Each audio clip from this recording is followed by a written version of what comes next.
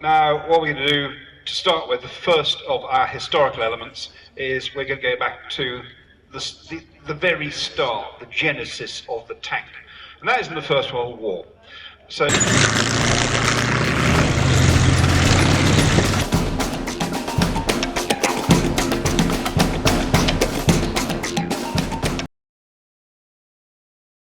this element is called breaking the stalemate.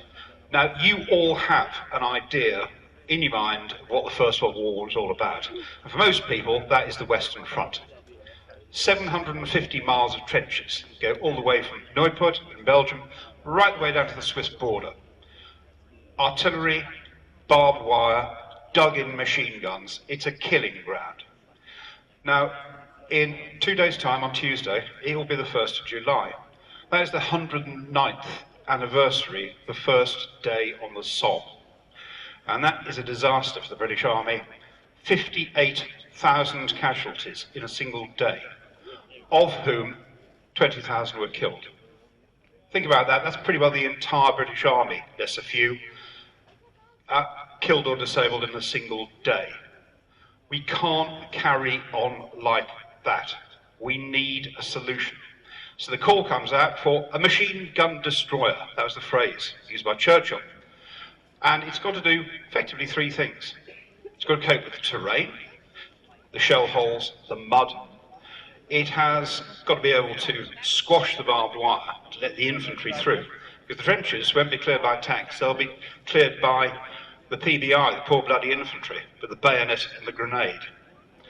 And it's got to be able to knock out machine guns. Now, nobody's built one of these before. It takes a while to get something together. If you've seen Little Willie in the museum, that's the world's first sort of practical attempt at a tank. What you see behind me now is a replica. This was actually built for the film War Horse, of a British Mark IV heavy tank. It's a very good replica. It looks and moves exactly like the real thing. So we have dug-in German infantry over on that side of the arena, in their trenches, in your mind. And the Mark IV is coming forward with infantry behind. It's a mixed company of Devons, Dorsets and Duke of Cornwall's light infantry. Now that tank is slow. It only does about 2 miles an hour across country, but that doesn't really matter, because its job is to go forward, provide cover for the infantry, and knock out the enemy positions.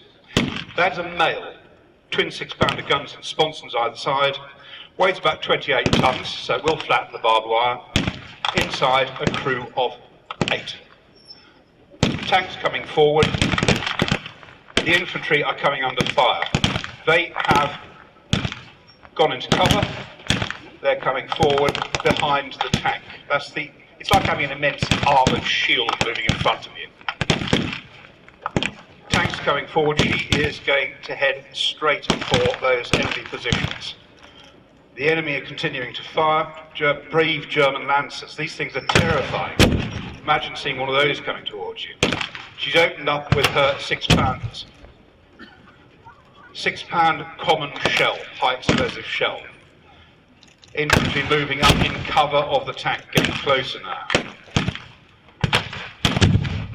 The first time that German infantry actually came across tanks, they were utterly petrified. They didn't know what things were.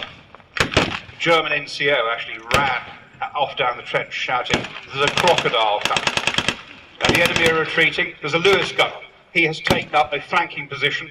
Lewis gun, light machine gun, some extra firepower other than the rifle, the SMME, carried by the British infantry. Now, we've got another armoured vehicle. Now, I said that one was a replica. This is the real deal. It makes me immensely happy to see this little Renault FT tank coming towards us, more than 100 years old. About 3,000 of these were built by Renault, by the French company, and they are a different kettle of fish to British heavy tank. Weighs about 7.5 tons, not much faster, about 3.5 miles an hour, and machine gun armed with a crew of 2. But think about this, the little Renault FT sets the pace for every tank afterwards. It's got an engine at the back, the crew at the front, and it's got a traversable turret with either a machine gun or a 37mm Puto cannon. It's a cracking little vehicle, and these are in service for a long time. Built 1917, 1918, they're still around during World War II. In fact, some of them were captured by the German army and used as Reuterpanzer.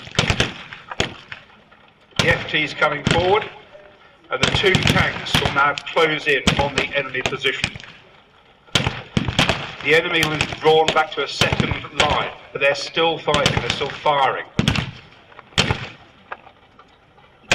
As the Renegade goes past, you can see she's got a tail skid at the back to help her cross trenches. If it looks like she's got suspension, that's not suspension, that's a track tensioner. The ride in either of these things is extremely bumpy and unpleasant. Mark IV's firing in, putting down some more 6-pounder rounds. I don't think the enemy can stand too much more of this. As the tank goes forward, our infantry will close in behind. And imagine that tank going forward, crushing the wire, crushing those entanglements, about to loom up above your trench. Terrifying experience if you're on the other side.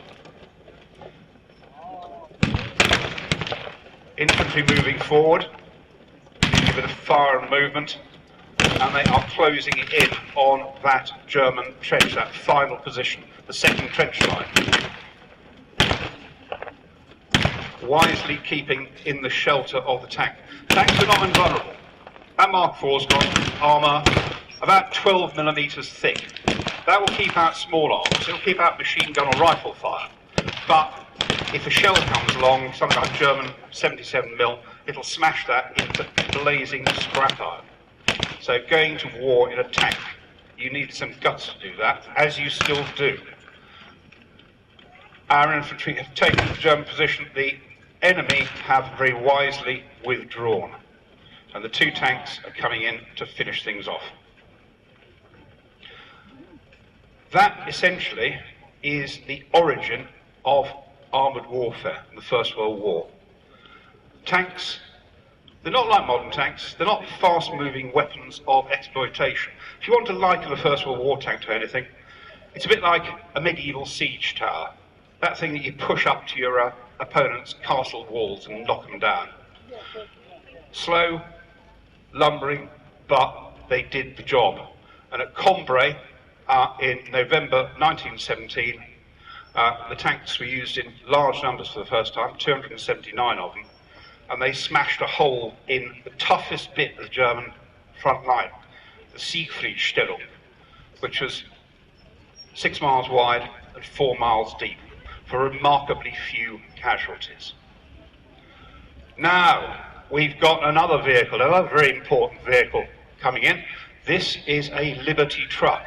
And this again is another original, brought over here by our friend Rowley, the guy who has also constructed the First World War encampment and trench system.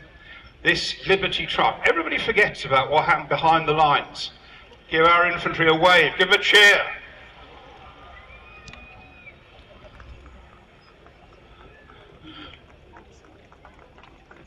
The British Army in the First World War was the most mechanised of the lot. We are very keen to use motor vehicles, whether they be as ambulances or tenders or, like this, a 3 to 5 ton truck. The Liberty truck is American built, and like World War II, when it really came into play, the US industrial machine gets working. The Liberty truck is a truck that's actually designed by the US Quartermaster Department. Up to that point, they'd been using lots and lots of different vehicles, lots of different types that needed different spares. It was all a bit chaotic. So they thought, right, we need one single type. And the design they come up with is this, the Liberty truck. The design is pushed out to a number of manufacturers, and they actually produced up to about 14,000 Liberty trucks, which is a huge number for that time, in the space of about 18 months. Massive boost to the war effort. The might of American industry.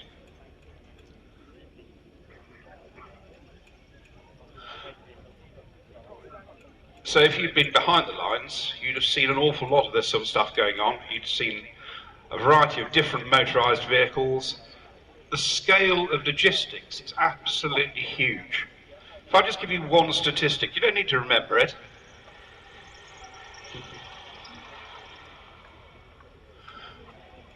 One type of British gun, the 18-pounder field gun. One type amongst many, just used by the British Army. 110 million rounds of that gun were produced in the space of 4 years. And 98 million of them were used. Liberty Truck is making her way off. Do go, when you've got a moment, go and have a look at the First World War encampment and the trench system and the dugout and the hospital. Rowley has done a superb job. There's a reproduction 8-inch howitzer. It really is worth going to have a look at. And I'm going to put in one more little plug for one individual, Staff Sergeant Ches Cherrett. Ches, and you can go and meet him down at the ATU area, is on a search for Mother. Mother is the first ever Mark I tank. And we're fairly certain she's buried out on the training area. Ches is on a hunt to find her. Go and talk to him about it. We hope to have some very good news about Mother at some point in the next year or so. He's aiming to crowdfund it, so get onto the internet, look up Operation Mother, and we might find the first ever tank that saw battle.